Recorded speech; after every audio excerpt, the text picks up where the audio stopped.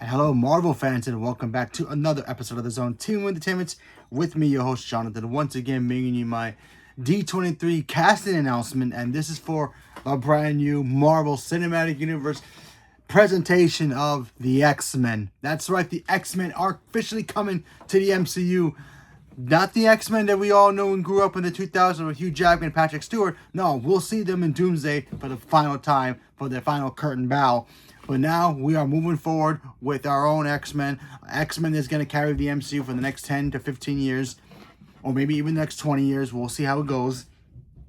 But they announced the cast of the X-Men movie so far, of what we have so far, like the big names basically, and also the villain of the movie as well. So I wanted to come here and talk about my thoughts on this, and how do I feel about this casting, and what I think is going to happen for the future for X-Men, because as a diehard X-Men fan that I am, this makes me very happy.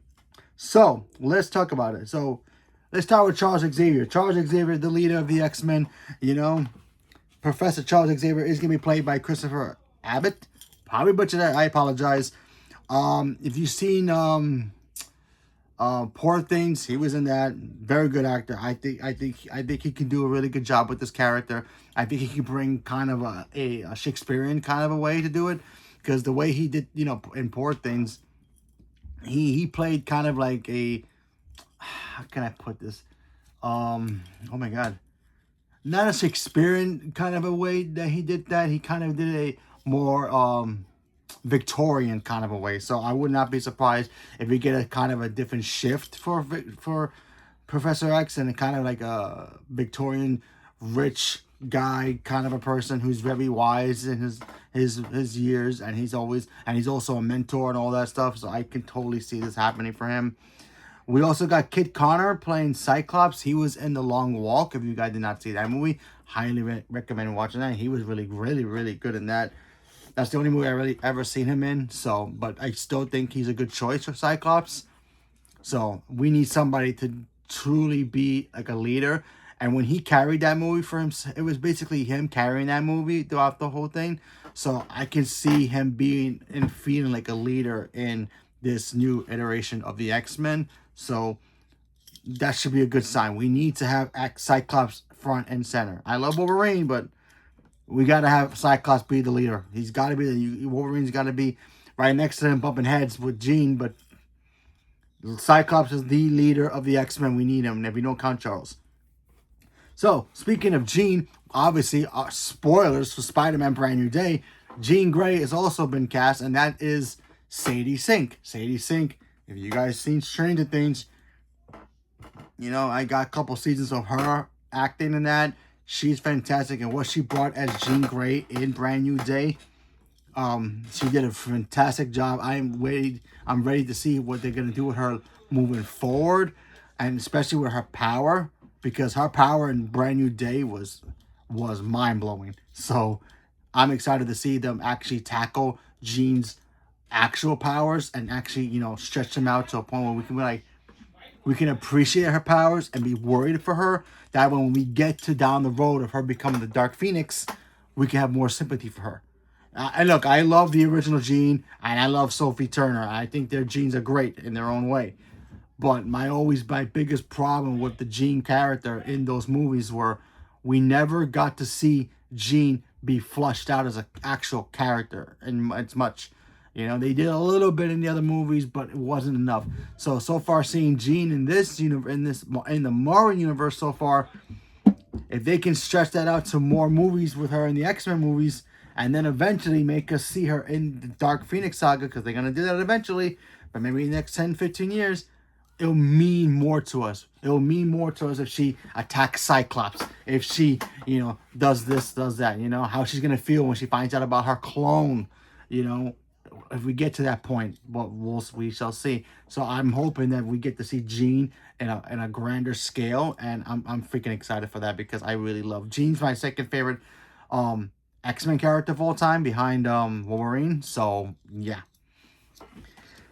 So I'm very excited for that. We also have Samara Weaving as Emma Frost. I love Samara Weaving. I think she is such a thespian actor. I think she's not only drop dead gorgeous, but she can act. She's fantastic. I'm excited to see her, tackle a role like this, because Emma Frost is, no pun intended, she's kind of cold and calculating and very manipulative in her own way. So I can totally see Samara doing this, and especially because Samara's got those eyes. It's like, yeah, you can just be like, you can disagree with her, and then she'll look at you in a certain way, and then you be like, yeah, I will bow to you, kind of a thing. So I think Samara has those cold, calculating eyes that can just mesmerize you, and that's what Emma Frost is. So yeah, so I think that's gonna be fantastic.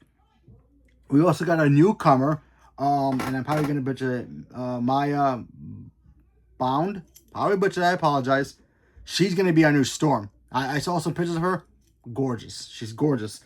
Listen, Storm is a freaking goddess. Okay, we need to make sure Storm looks the part, looks strong and powerful. And I looked her up. She's from Broadway. Now I don't know too much about what she's done on Broadway, but if you from Broadway, you got some skills. Like, take acting in Hollywood out of the way. You can act on Broadway. You're pretty much got the golden ticket to go to Hollywood and do whatever you want. It's that easy for you, because if you're a Broadway actor and then Hollywood's looking at you, you got chops. So, like I said, we've never seen her acting outside of Broadway. Maybe you have, and maybe I haven't. But if she's got the credentials for Broadway, that's like if you get a lawyer who went to Harvard, but you don't know if this is his first case. You don't have to worry about it, because they went to Harvard, so they got the skills to help you win a case, right? So it's kind of like that. She's got the Broadway skills to be a good actor.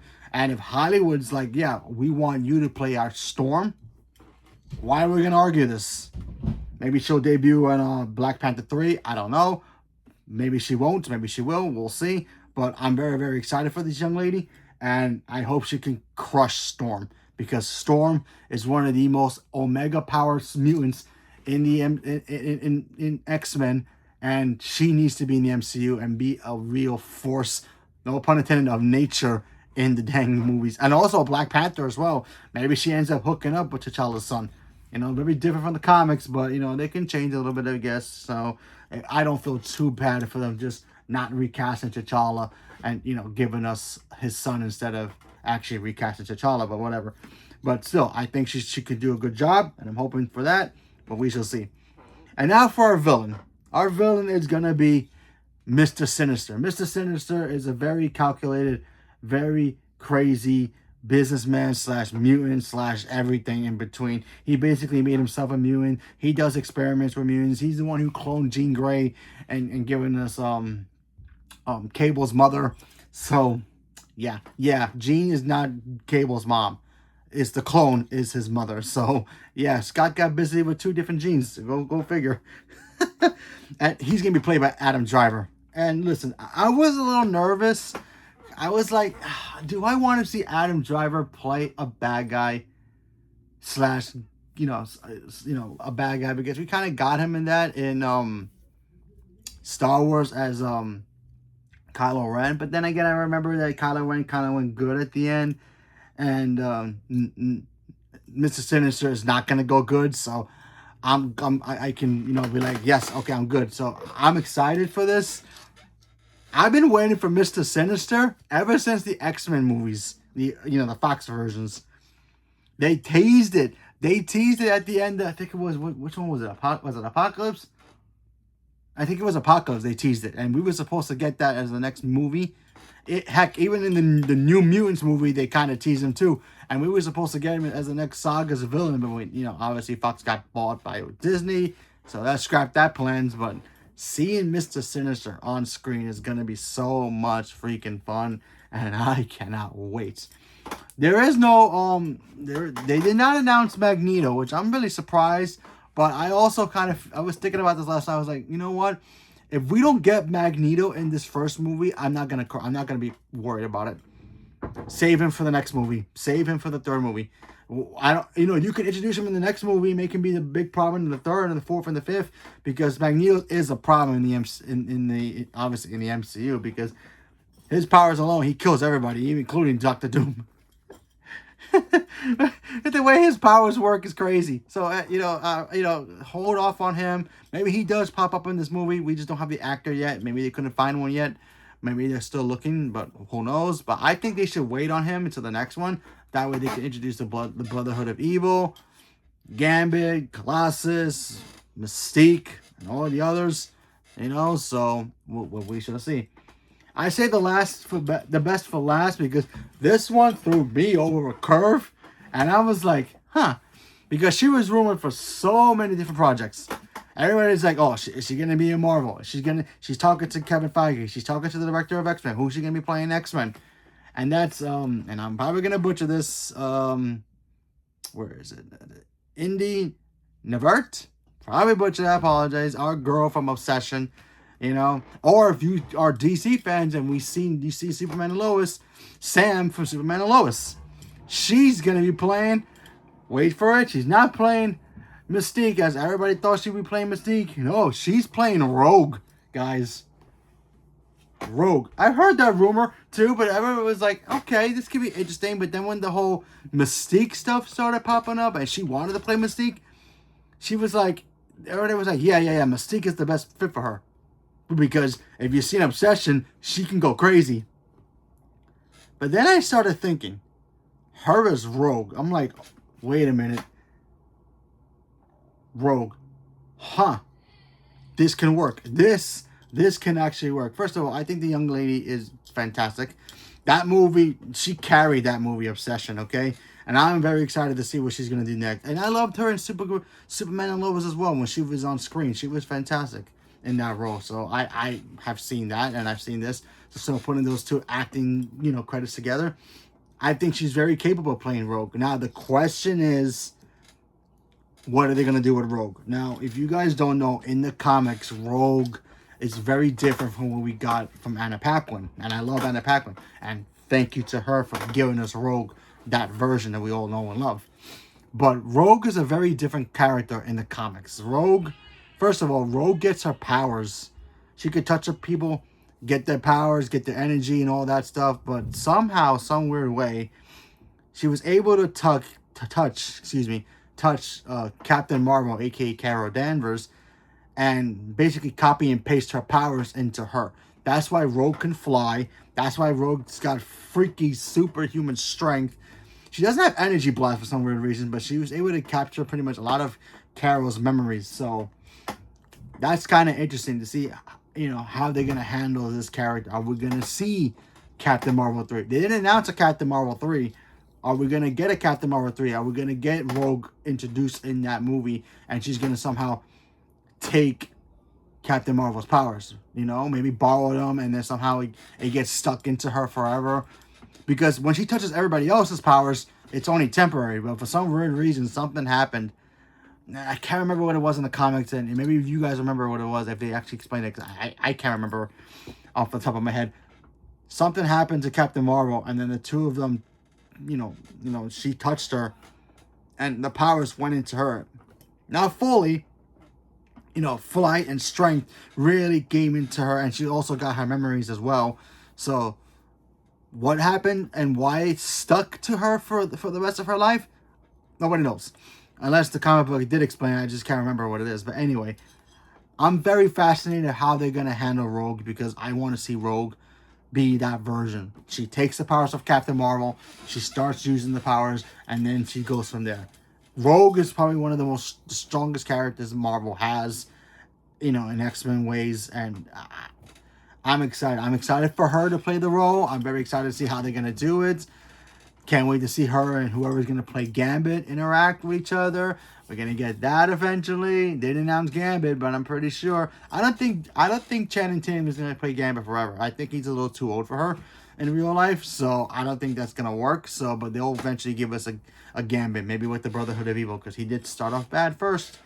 So, we shall see. But I'm very, very excited about this casting, and I think this is a great start for X-Men. I mean, obviously, we're still missing, Magneto. We're still missing Beast. We're still missing Colossus and all the other characters. But I'm pretty sure down the road we will get more, for this cast. And then, the second movie, the third movie, we'll obviously get Wolverine and the others as well. You know, eventually down the road, the Dark Phoenix Force.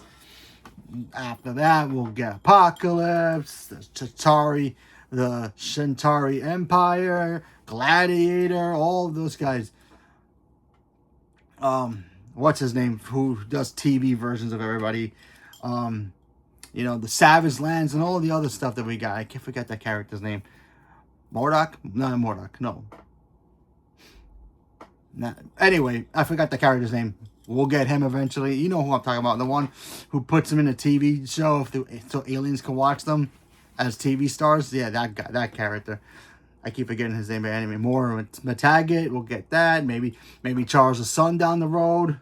You know, there's the book of X-Men is so freaking big that the next 10, 15, 20 years is all going to be X-Men stuff in the MCU. I really hope Marvel does not drop the ball on this, because honestly, I know you still got Avengers stuff you want to do. You still got other characters you want to do. Eventually, they're going to want to bring back the Inhumans. You got Ghost Rider coming. But X-Men's book is like holding the Bible. It's huge.